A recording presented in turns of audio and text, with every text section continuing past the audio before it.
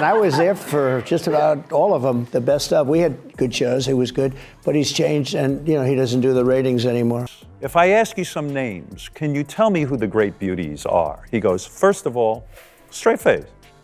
The great beauties, Howard, are not actresses. And he would get on, and no matter what I asked him, he would answer. Yes. In a very sincere and thought out way. I'd say, Donald, and I'd always call him Mr. Trump. He loved. Ever had someone spill your secrets to the whole world? That's what Howard Stern just did to Donald Trump, and Melania is not having it. After years of standing by silently, she's reportedly unleashed fury that has the Mar-a-Lago staff walking on eggshells. We've all been in relationships where we discovered something we wish we hadn't. Imagine finding out your husband's embarrassing comments about you, and other women are being broadcast again. But this time, you're not just a model, you're a former First Lady with the world watching your reaction. Before we move on, I'd like to ask you a small favor. If you appreciate this content, please take a second to like this video and subscribe to the channel. Over 98% of you watch the videos without subscribing. It costs you nothing, but it makes a huge difference to us. So, did you click the subscribe button? Great. Thank you so much. Now back to the video. When Howard Stern decided to dust off those old Trump interviews, he probably had no idea he'd be setting off a nuclear reaction in the Trump household. But that's exactly what happened, folks. The moment those cringe-worthy comments about women and marriage hit the airwaves again, Trump had options. He could have kept his mouth shut. He could have mumbled something about locker room talk like he did before. Then he went woke. Yeah. And since he's gone woke, his ratings have gone down the tubes, and he sort of went anti-Trump for a couple of reasons. Like Howard, I was on Howard Stern's show as much as anybody, and he was great at that time. And if I ask you some names, can you tell me who the great beauties are? He goes, first of all, straight face. The great beauties, Howard, are not actresses. They said it's not possible to win. Nobody's ever done that. I mean, and nobody ever gives up primetime show. It was a big hit. Heck, he could have even, and I know this is crazy talk, apologized to his wife. But nope, that's not how our boy Donald rolls. Instead, he grabbed his phone and did what he does best, made everything 10 times worse with a social media tantrum that would make a toddler say, "Dude, calm down."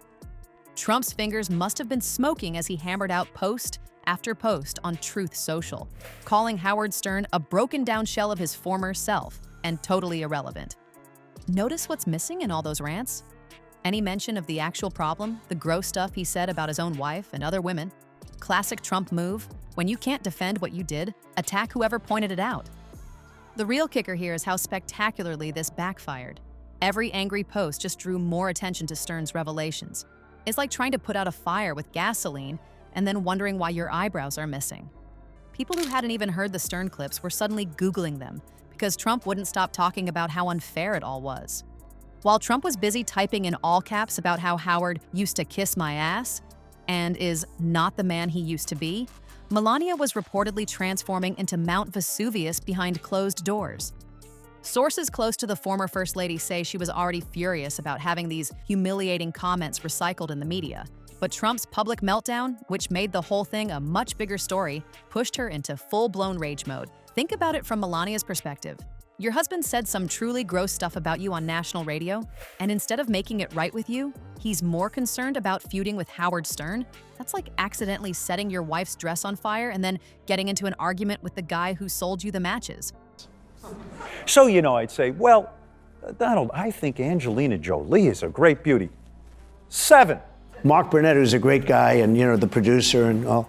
And all of the people from NBC, everybody came up to see me to talk me out of running. I was there for just about all of them, the best of. We had good shows, it was good, but he's changed and, he doesn't do the ratings anymore.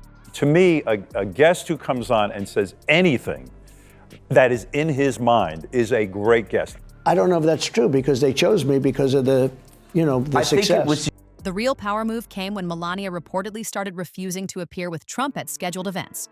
Trump's team was scrambling like cats on a hot tin roof, making excuses about scheduling conflicts while internally panicking about the optics. Nothing says, "We're totally fine," like your wife suddenly developing an allergy to being seen with you in public.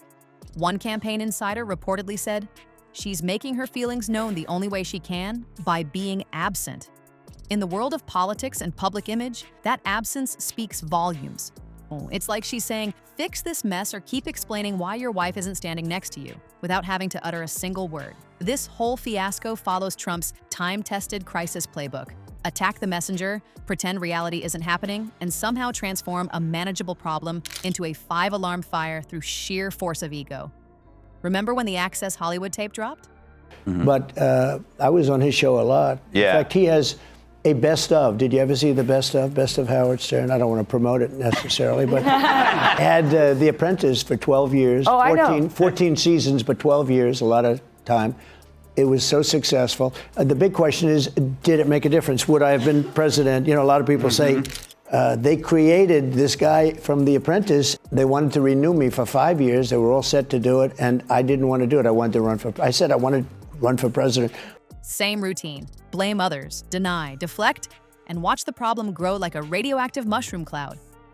What's especially bonkers about this situation is that Trump created this crisis entirely on his own. Stern didn't even attack him. He just replayed interviews Trump willingly gave. It's like suing yourself for defamation because someone found your old diary entries.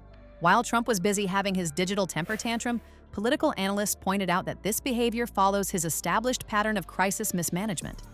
One commentator noted, he's physically incapable of letting any criticism go unanswered. Even when responding makes everything worse. It's like watching someone try to win an argument with a mirror. And he would get on, and no matter what I asked him, he would answer. Yes. In a very sincere and thought-out way. I'd say, Donald, and I'd always call him Mr. Trump. He loved it. And they wanted to do a 5-year extension. And I said, no, that's actually when I knew I was going to do it. And I love doing The Apprentice. It's models and a lot of these girls who work in the, anyone who works in the entertainment industry, really, I've only seen 6s and 7s like that. I'd say, Mr. Trump, tell me, who are the great beauties? The real victims in all this drama are Trump's campaign staffers, who reportedly spent days trying to contain a situation their boss kept inflaming. Every time we thought it was dying down, one source claimed, he'd post something new and reset the news cycle. It was like watching someone deliberately step on rakes in a cartoon.